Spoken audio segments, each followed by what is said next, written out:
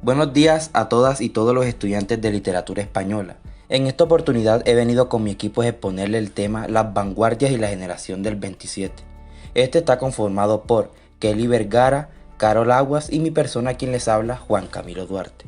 Bueno, se denomina vanguardias al conjunto de movimientos como lo son los ismo, futurismo, cubismo, dadaísmo, etc., que proponen en sus manifiestos una ruptura con todas las estéticas anteriores en un intento por transformar radicalmente las concepciones tradicionales del arte y la literatura. Estos movimientos artísticos se desarrollan entre los años 1910 y 1930 en Europa y afectan a todas las manifestaciones artísticas como lo son las artes plásticas, en especial la pintura, también la literatura, música y cine. Su auge se relaciona con la convulsión que produjo la Primera Guerra Mundial en el siglo XX, símbolo de la quiebra de los valores europeos. Se trata esto de corrientes heterogéneas y se sucedieron unas tras otras con vertiginosa rapidez. Algunas vanguardias dejaron una huella profunda en el arte posterior, sobre todo en el surrealismo, mientras que otras fueron efímeras. Su mayor logro fue imponer la libertad total del artista, lo que ha beneficiado todo al arte posterior. Las principales características que comparten la mayoría de las vanguardias y que influirán en la literatura española, sobre todo en los poetas de la generación del 27, son las siguientes. Ruptura con la estética anterior. Con la idea del arte y la literatura como imitación del mundo exterior se rompe. Esto es antirrealismo. Se rechaza el pasado artístico, incluso el más inmediato, como lo es el romanticismo, realismo, naturalismo y modernismo. Rebeldía moral y política. Se busca la polémica y el escándalo a través del juego y del humor. Deshumanización del arte. Se trata de desvincular el arte y en concreto la literatura de cualquier finalidad moral, social o política. Los movimientos vanguardias consideran que el arte debe ser algo independiente de lo humano, por lo que se elimina la anécdota y el sentimiento antirromanticismo. Aquí pues se defiende el arte por el arte, en la línea del parnasianismo y simbolismo francés. Los movimientos de la vanguardia en Europa fueron expresionismo, futurismo y cubismo, dadaísmo y surrealismo. Voy a comentarles un poco acerca de cada uno, como lo es el futurismo, un movimiento que apareció en 1909 con la publicación del primer manifiesto futurista del escritor italiano Filippo Marinetti. Esta vanguardia rechaza radicalmente el pasado, así como cualquier forma de sentimentalismo artístico, y manifiesta su admiración por el progreso, las máquinas, la técnica, la acción, la violencia y el patriotismo. El futurismo fue sobre todo una declaración de principios cuya importancia radica en la ruptura con los valores literarios comúnmente admitidos, la exaltación de motivos extraídos de la vida moderna, de los adelantos técnicos, como las máquinas, el automóvil, el avión, las locomotoras, las fábricas, la luz eléctrica, los deportes, el cine, etc. También la eliminación de adjetivos, adverbios y signos de puntuación. El cubismo nació como un movimiento de las artes plásticas de la mano de pintores como Picasso o Juan Gris, y fue el escritor Apollinaire quien lo adoptó a la literatura en 1913. Como en la pintura, el cubismo literario se propone descomponer la realidad para revalorarla creativamente. Expresionismo nace en Alemania y se caracteriza por el uso de imágenes intensas y violentas, la deformación de los personajes y de las realidades o situaciones. La realidad se interpreta de forma libre y subjetiva. El arte no debe ser una mera representación externa de la realidad, sino que ha de revelar la realidad interior, para lo cual se subrayan hasta la deformación de aquellos aspectos que expresan mejor las características físicas o psicológicas de lo que se describe. Esta búsqueda de la expresividad hace que abunden los personajes extraños, caricaturas, motivos grotescos, rasgos distorsionados, y se esquematizan o reducen las formas a lo esencial. Los temas son la angustia, el miedo, la opresión y la masificación del mundo moderno e inhumano. El expresionismo influye en ciertos aspectos, como en el esperpento del Valle de Inclán. El surrealismo es el movimiento vanguardista más importante. Su fundador es el escritor André Breton, que en 1924 escribe el primer manifiesto surrealista, influido por el psicoanálisis de Freud y las teorías de Marx. El surrealismo propugna una liberación total del hombre, una liberación de los impulsos inconscientes más íntimos, impulsos reprimidos por las convenciones morales y sociales. De esta forma el hombre podrá acceder a la verdadera vida, a la superrealidad. En el arte, todo ello equivale a liberar el poder creador del hombre, es decir, crear sin la vigilancia ejercida por la razón.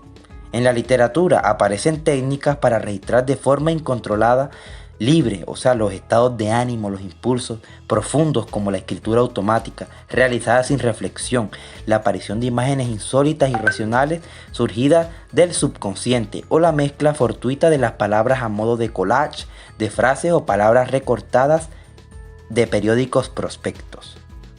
Dadaísmo, encabezado por Tristan Tzara, surge en Suiza en 1916.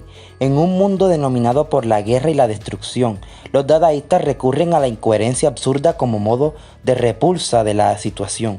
Atacan radicalmente los principios de la razón que, según ellos, han terminado por dar lugar al absurdo de la guerra, De aquí que las características del movimiento sean la propensión a lo absurdo, la exaltación de lo ilógico e irracional, el ir en contra de las convenciones sociales y estéticas, en contra del sentido común, o sea, es rebeldía pura. Estéticamente se propugna un arte espontáneo que desinhibe, que libera las fantasías del autor. Esta, la vanguardia, al compás de los acontecimientos históricos, va evolucionando desde las audacias despreocupadas y los caprichos de la primera época hasta la literatura de la propaganda y compromiso político de la última década. A finales de los años 30, muchos vanguardistas se decantan por una poesía comprometida y humana como la de Rafael Alberti. La Guerra Civil Española, que fue de 1936 hasta 1939, y el exilio fueron los factores que hicieron evolucionar a los autores hacia una poesía ética y social, esa que tanto se añoraba. Los periodos de la vanguardia. En este periodo fue el nacimiento y auge, desde 1908 hasta 1925. Las primeras manifestaciones aparecen en 1908 con Ramón Gómez de la Serna. Hacia 1918 surgen los ismos, los manifiestos y las revistas. En esta época van a triunfar el ultraísmo y el creacionismo, quienes recogen el tono lúdico y vital de las dadaístas, así como el amor por las máquinas y la velocidad de los futuristas. Se valora también el arte deshumanizado. Es una literatura minoritaria y al estar destinada a aquellos que puedan entenderla. Bueno, dentro de los periodos de la vanguardia se pueden destacar dos etapas, en donde en la primera etapa resalta un gran movimiento, que es el creacionismo. Y es que este fue fundado por Vicente Huidobro, un poeta chileno que llegó a España en 1918 tras pasar una temporada en París. Y allí conoció la vanguardia.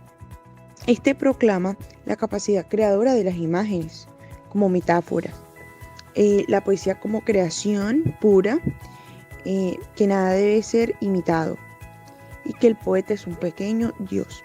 También proclama que el poeta es un mundo nuevo, creado con imágenes yuxtapuestas que se suprimen los signos de puntuación. Bueno, también hace mención de que el verso es libre y sin ningún tipo de rima, que lo aleja de lo real. Y suprime también lo descriptivo y anecdótico. Y haciendo mención a la segunda etapa, surge o se da a conocer el movimiento, el surrealismo y la romanización. Se comprende desde el año 1926 hasta el año 1936. El surrealismo hizo posible la romanización del arte, al recoger las emociones, las angustias y las rebeldías de la sociedad moderna. Y es que este fue un movimiento más fructífero e influyente en la generación del 27. Bueno, nació en Francia de la mano de André Breton, quien se vio fuertemente influenciado por el psicoanálisis de Sigmund Freud. Breton defendía la libertad creadora del ser humano, desde que el artista debía liberarse de las leyes de la razón, las cadenas que atan al impulso creador. En este movimiento se destaca de que se utilizan técnicas diversas para callar la razón, como la escritura automática, que será la liberación de pensamientos del subconsciente, el collage de frases recortadas o la interpretación de sueños. Ahora bien, se dice que la libertad imaginativa y formal se manifiesta en imágenes irracionales y en asociaciones sin significado lógico, pero con una gran carga emotiva. Bueno, ahora bien, ¿qué es la generación del 27? Y es que a este grupo pertenecen los escritores que en 1927 se reunieron en el Ateneo de Sevilla para conmemorar el tercer centenario de la muerte de Luis Góngora. Todos ellos admiraban el lenguaje poético de este autor barroco y se habían conocido en la residencia de estudiantes. Además, todos tenían una edad parecida. Ahora vamos a mencionar características de la generación del 27. Y para empezar, vamos a hacer mención a algunas influencias de la tradición y de la vanguardia. Y que de la tradición se recoge la poesía medieval. Entre estos está el romancero y las canciones medievales populares. También se recoge Garcilaso de la Vega, Lope de Vega, Francisco de Quevedo y Luis de Góngora, quienes son brillantes y tienen una perfección del lenguaje. También se hace decir que estos escriben en soneto. Otro es el Becker y el romanticismo, por Antonio Machado y Juan Ramón Jiménez, quienes depuran la poesía y recuperan el símbolo poético con significados no literales.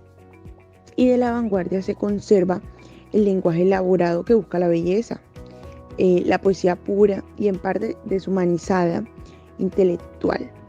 Estos buscaban sinceridad y autenticidad. Buscaban que la literatura fuese sin excesos en la expresión de sus sentimientos y experimentan con la lingüística, con el lenguaje y con el verso libre. Otra característica es el equilibrio entre hermetismo y claridad. Hablando de hermetismo y de modernidad es porque su lenguaje es moderno, o sea, es un lenguaje irracional, apoyado en metáforas tradicionales, en relaciones lógicas. También están las metáforas visionarias, quienes son relaciones lógicas, ¿sí? Al igual que las mencionadas anteriormente. También hay temas tradicionales expresados con brillantez y de forma revolucionaria. Y es aquí donde están las influencias del vanguardismo. Ahora bien, de los autores clásicos se recogen sus formas métricas, como son el cancionero, el romance y el soneto, el verso octosílabo y la rima asonante. También están los temas tradicionales, como lo son el amor, la muerte y el destino. Etapas de la generación del 27. Bueno, aquí vemos cada una de las etapas que más se reflejaron en esta época. La primera etapa fue la de la síntesis y poesía pura en el año 1992-1928.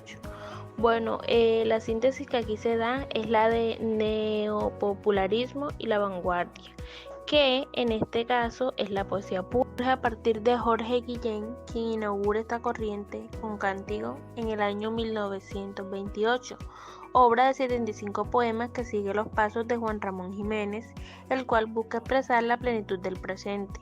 No hay lugar para la melancolía ni para la desesperanza. Etapa 2. Época humanizada 1928 y 1931. Aquí tomó fuerza el surrealismo, el cual se impone en muchos de estos poetas. Estos escriben sus temas personales como la infancia, el amor o la denuncia social. La tercera etapa es la poesía social en 1931 y 1936. Aquí vemos las diversas comparaciones y metáforas tradicionales, acumulaciones caóticas, enumeraciones de elementos y entre otros aspectos importantes que son coherentes del discurso, tales como las personificaciones, adjetivaciones y metáforas visionarias. ¿Quiénes integran la generación del 27?